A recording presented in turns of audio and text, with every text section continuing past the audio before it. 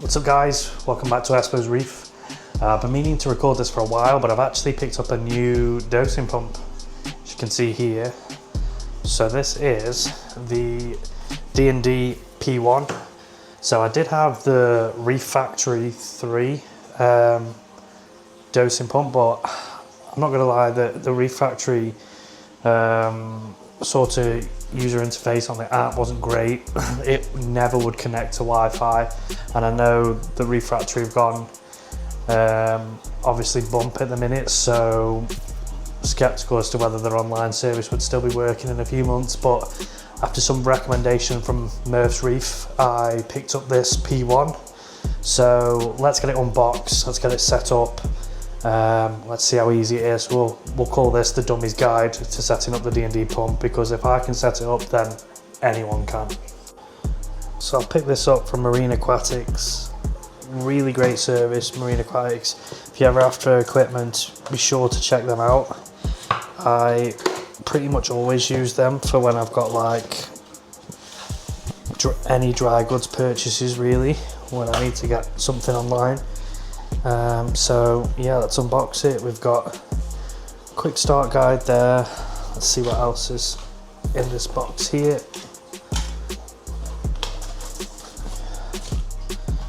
So plug, the pump itself,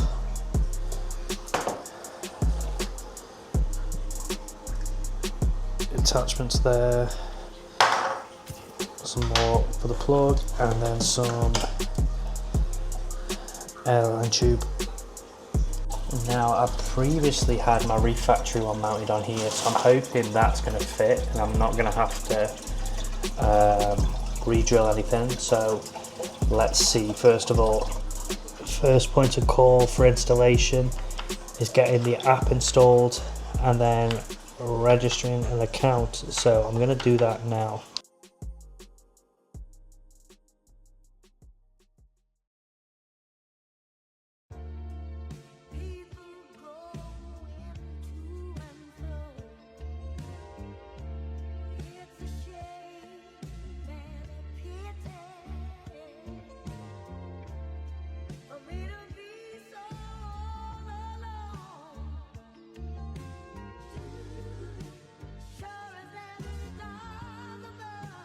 So for now, let's put this together,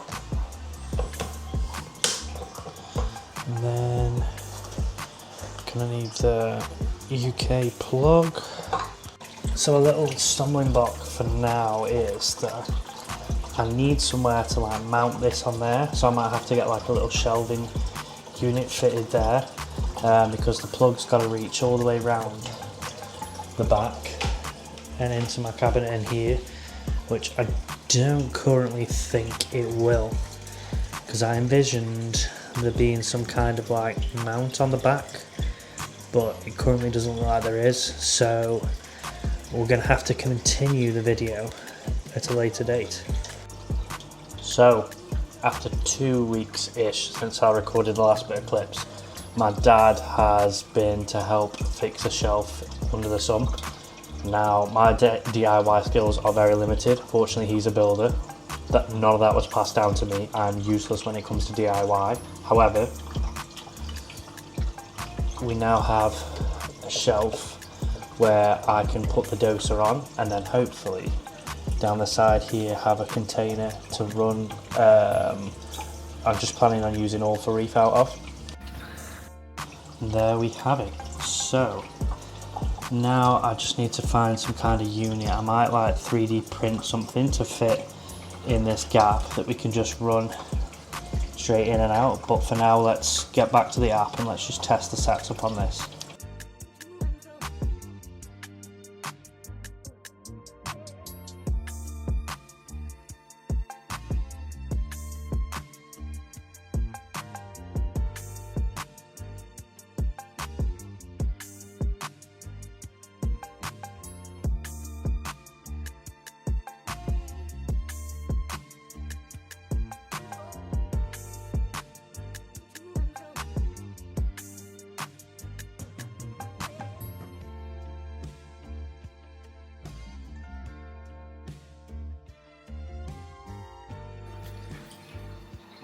It was literally as simple as that, as connecting my phone to the Wi-Fi, connecting to the device. Literally took less than a minute.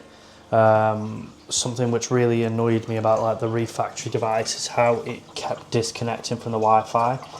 Now I don't know if it's a different Wi-Fi connection, like 5 gigahertz or 2.5 or whatever it is, why it didn't work before, but like immediately, like ease of use and connectivity just far quicker, simpler, and easy to use. So like I said, now I'm going to try and find a container that we can use there to put some All for Reef in for now. And then, yeah, let's see how it goes over the next couple of weeks, and I'll do some feedback over on Instagram. So, shout out to the guys at TMC. When I went to the Reef Summit, I got 2 lots of All for Reef, and I found this container mouth which I can use that slides down the side of the sump. So we're going to fill that up with RO, mix the All for Reef, and then we're going to use that going forward. So some minor DIY later, and I've got the holes drilled for the lid, so I can put this in here and then hopefully run that straight out through there. So this really was a guide for dummies, but I nearly forgot to attach these, which were in a little plastic bag that was in there. And I was like, why can't I connect the tubes like an idiot? So make sure when you're getting the stuff out of the box that you don't forget to take these out. So let's just start with a manual test.